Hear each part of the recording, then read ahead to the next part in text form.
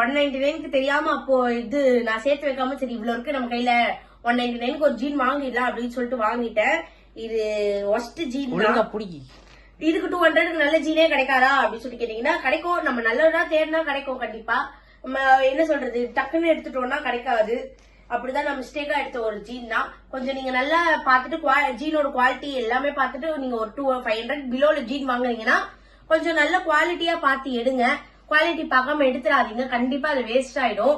எனக்கு அப்படிதான் இந்த ஜீன் வேஸ்டா போச்சு. நான் போடாமே இது ஸ்பாயில் ஆயிடுச்சு. இது ஜிப்பு குவாலிட்டில ரொம்ப மோசமா இருக்கு. இது தெரியாம நான் வாங்கிட்டேன், இப்போ ஒரு ஃபீல் பண்ணிக்கிட்டு இருக்கேன்.